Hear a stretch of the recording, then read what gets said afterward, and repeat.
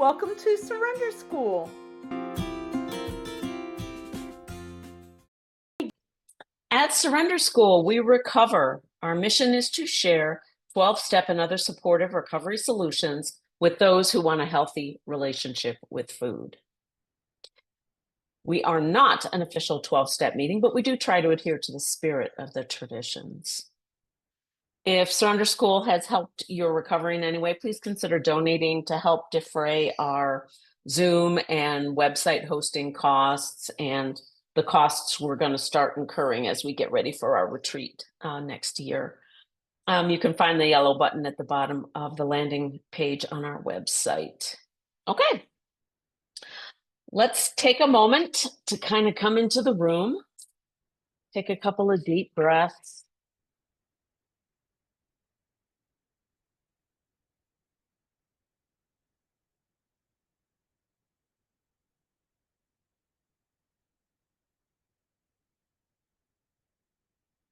Let the cares of the day drop so you can be open to what we all talk about together tonight. Feel your feet on the floor, nice and grounded in the present. Higher power, help us to set aside everything we think we know to leave space for what we have yet to learn.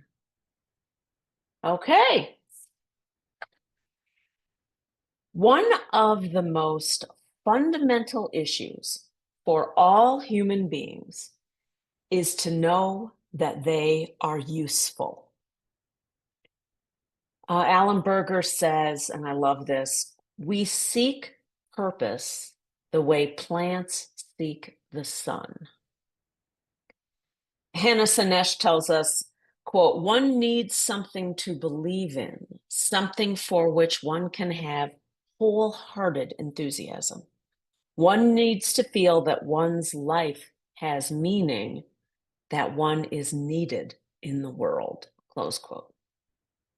Okay, so what is purpose? There are lots of different definitions, let me tell you. Here is AI's definition of life purpose. Purpose in life refers to the central motivations and aims that drive an individual's actions and guide their decisions, ultimately creating a sense of meaning and direction. Okay. Angela Duckworth, in her book Grit, she defines it a little bit differently. She's a little bit closer to the way Bill defines it.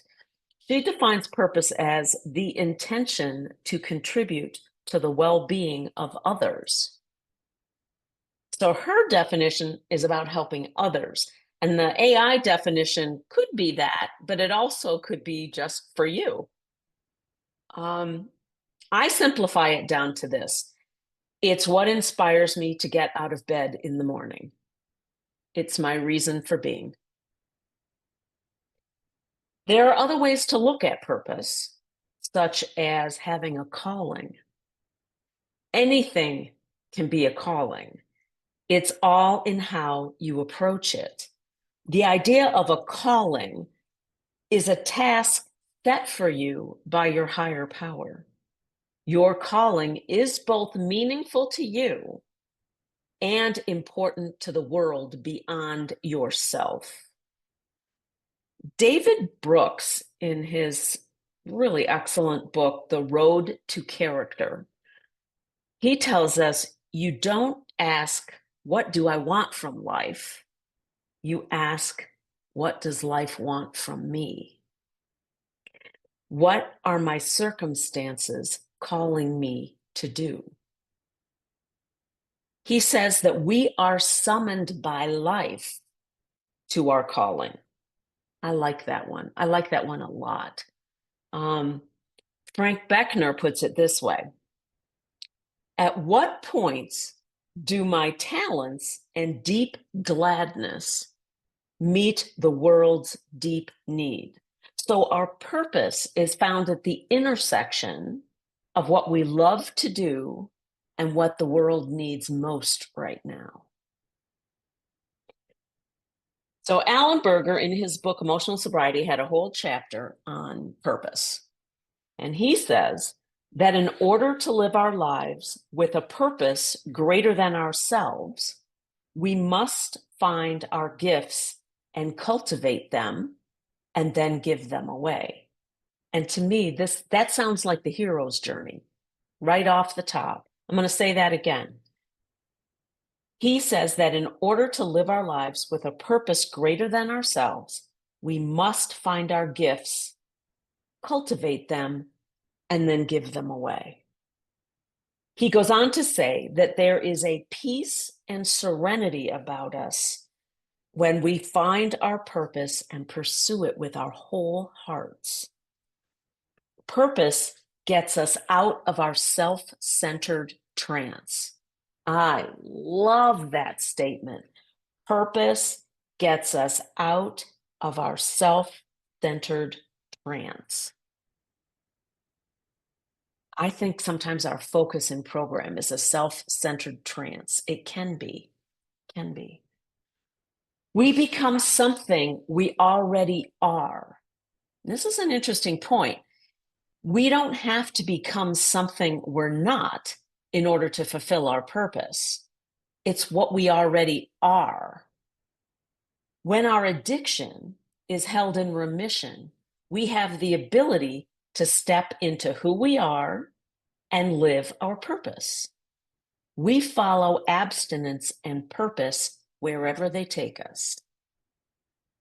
Albert Schweitzer said, "One thing I know, the only ones among you who will be really happy are those who will have sought and found how to serve." Isn't that what the 12th step is all about, really? I mean, service without any expectation of return, service for the pure joy of doing service.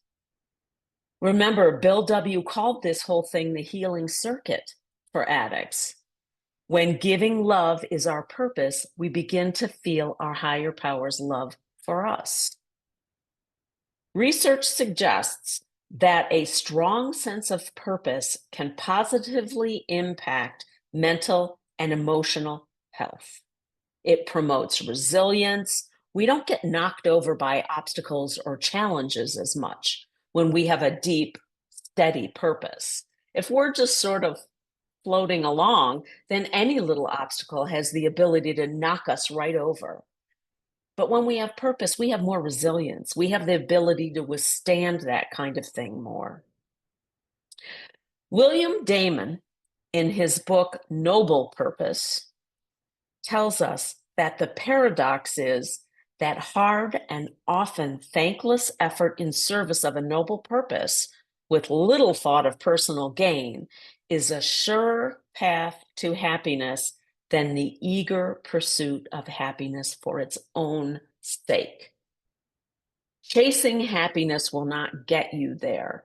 Having a purpose and working at that purpose wholeheartedly is a lot more likely to get you to the place of happiness. Self-indulgence simply does not work.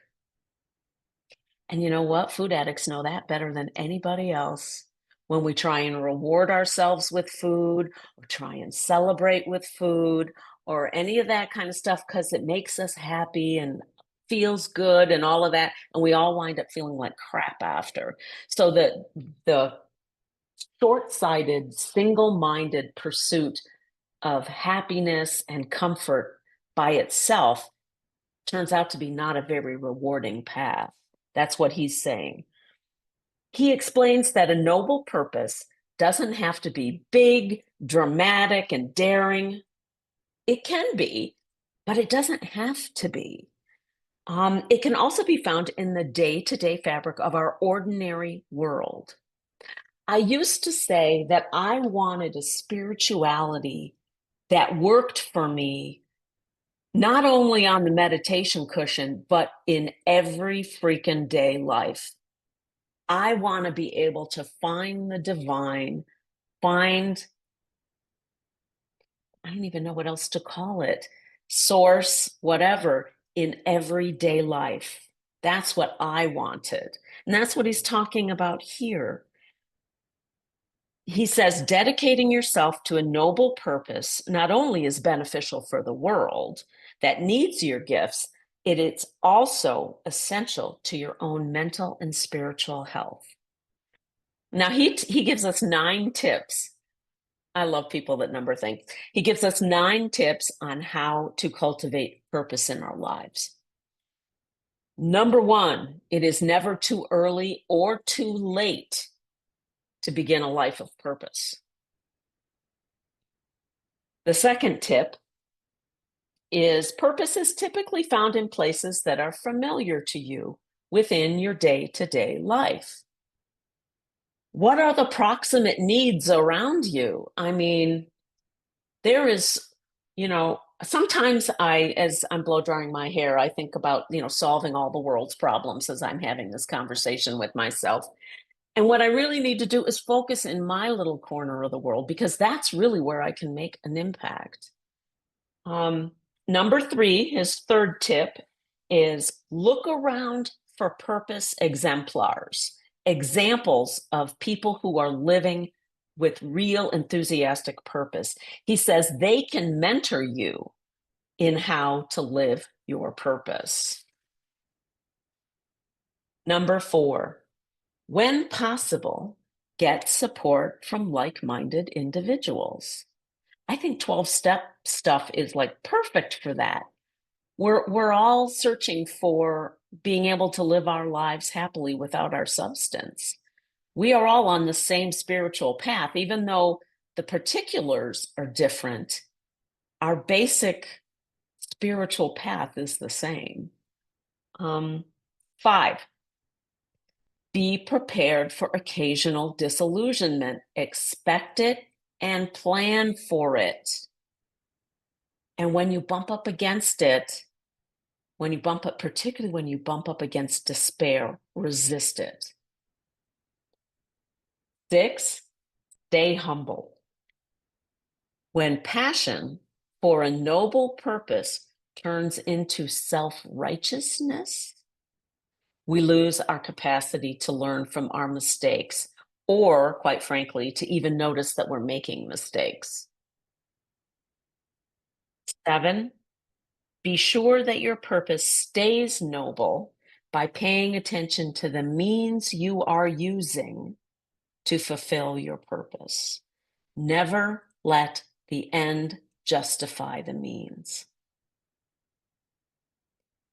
8, celebrate your purpose and be grateful for it every day. And his 9th one, pass on your purpose to others. Pass on the passion and the joy. Nothing feels better than engaging in your purpose with others who have a similar purpose. I have the most fun putting together workshops with people in surrender school to make it happen. And nobody puts on anything entirely by themselves. We always have help in everything that we do. And sometimes workshops are a whole lot of getting people together to work through the content. So here's my favorite quote from Dr. Berger on purpose. I love this. Time is free. What we do with it is what makes it priceless. Time is free. What we do with it is what makes it priceless. Okay, so once again, Linda, what the hell does this have to do with abstinence, right? That's the question. And I believe it has everything to do with abstinence. Maybe this won't fit, but I've seen it a lot in the people that I sponsor, and I sure have seen it in myself. My world just shrunk down to abstinence and losing weight, down to just being able to follow my food plan and lose weight. There wasn't anything else. There wasn't any other kind of richness going on in my life. My addiction shrunk my world down to nothing, practically.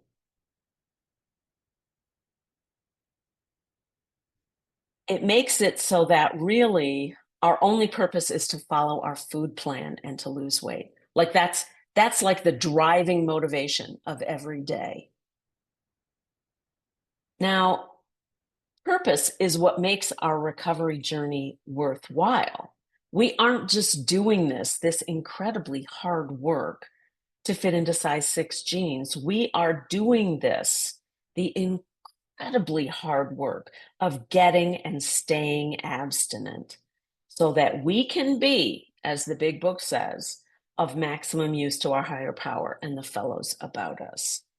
I think this is just another way of saying purpose or calling. Abstinence isn't our purpose or calling. Abstinence is not our purpose or calling. It's what allows us to fulfill our purpose or calling. Okay, let's do a question. How can having meaning and purpose in my life help me to be abstinent?